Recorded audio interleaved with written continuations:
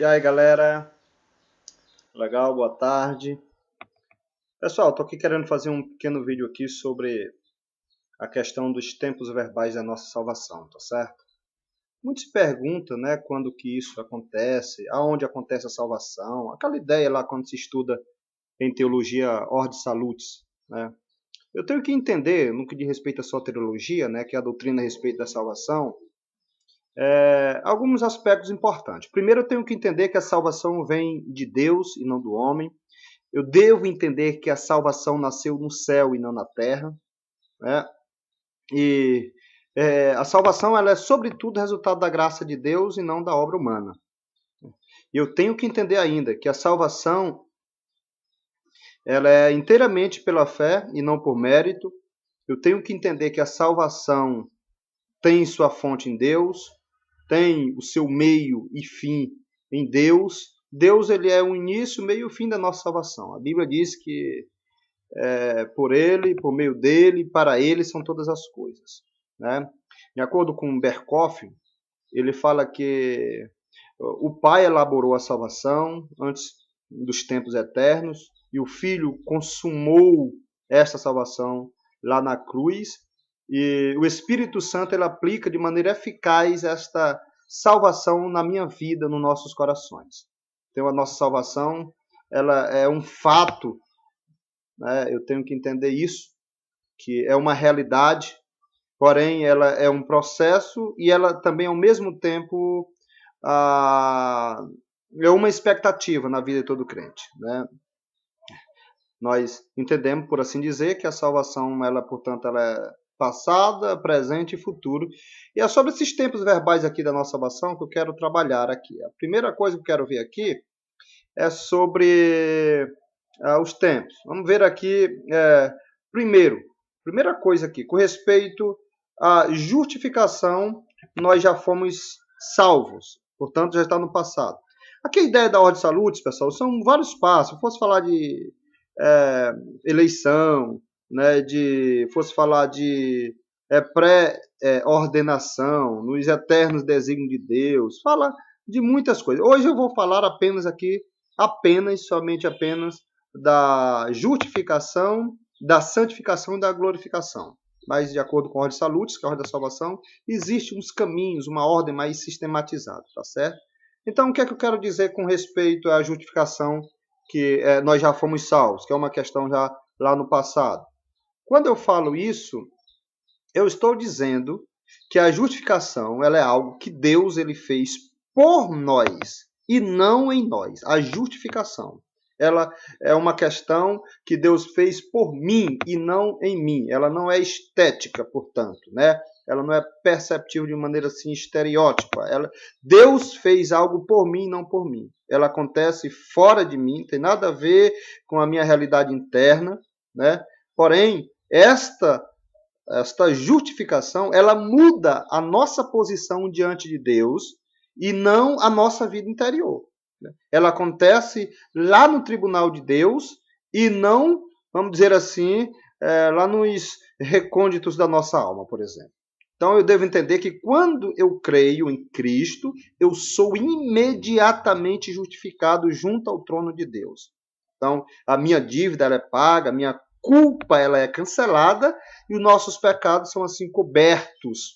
E nós somos agora declarados justos, né, mediante a obediência perfeita, não minha, mas a obediência de Cristo e a sua morte substitutiva, né? Então a justificação ela é um ato forense, né? Ela é legal, ela é judicial, é algo que é real.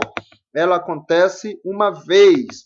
Você não ficar pensando aí e se desvia, volta de novo, aí volta, vai para a igreja, ora por mim, pastor e tal. Não, ela é uma única vez, ela acontece uma só vez.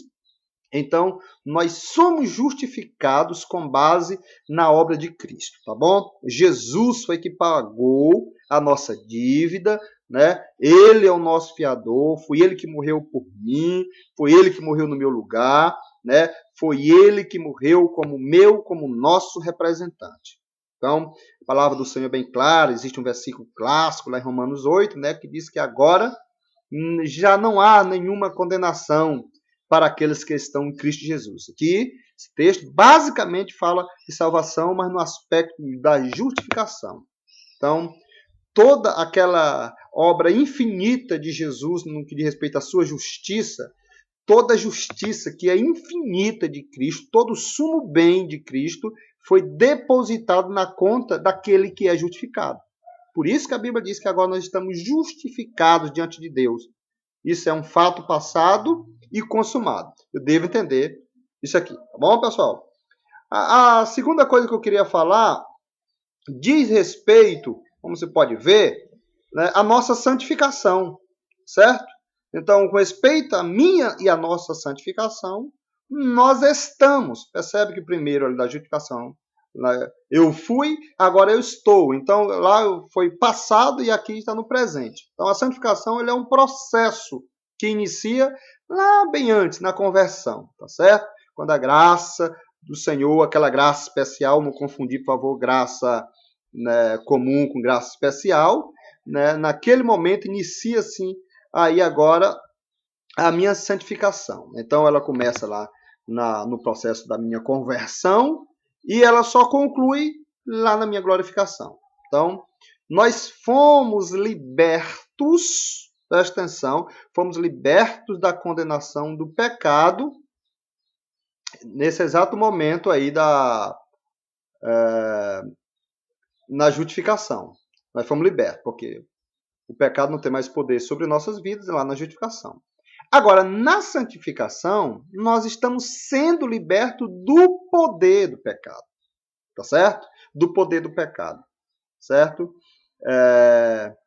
Isso é muito interessante, porque quando eu entendo que eu estou sendo liberto do poder do pecado nessa santificação, eu vou entender mais lá na frente, quando eu vou estar falando sobre a glorificação, eu serei liberto da presença, né? Essa é a proposta do Louis Berkhof, tá certo? Eu serei liberto da presença do pecado lá naquele grande dia da glorificação, que é ainda um ato futuro, apesar de já ser uma realidade passada nos eternos desígnios de Deus. Então, a cada dia nós devemos mortificar o nosso velho homem, né? E nos renovarmos do novo homem, isso é santificação, e nesse processo nós devemos, de uma maneira inequívoca, nos sujeitar a Deus, resistir o diabo, fugir do pecado e sermos inconformados com este mundo, como diz o apóstolo São Paulo, né? Então, nessa caminhada da santificação, eu preciso deixar as coisas que para trás ficam,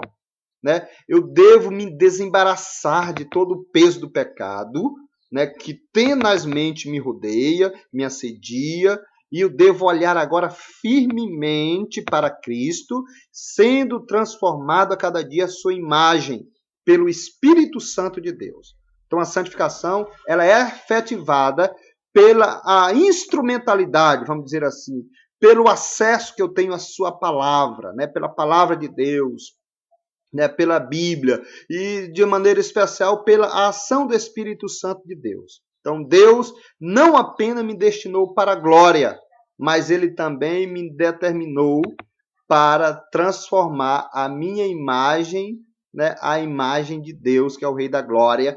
E aí a gente vai estudar em outro momento aí sobre a ideia do imago Dei, a imagem de Deus em mim. Aquela ideia, será que com o pecado o homem perdeu ou não a imagem de Deus? Ficou alguns resquícios? E aí, como é que fica isso? A gente tem um tempo ainda para trabalhar sobre essa questão, né? Vamos chegar aqui, concluir já aqui no segundo ponto aqui, que é com respeito à glorificação, nós seremos, exatamente, no futuro, nós seremos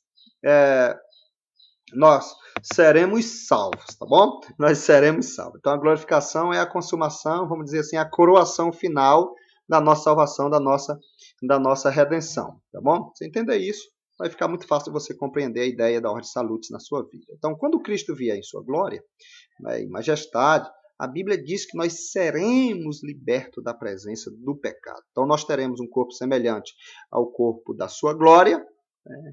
E então nós vamos habitar para sempre, reinar para sempre com Cristo, lá nos novos céus, na nova terra.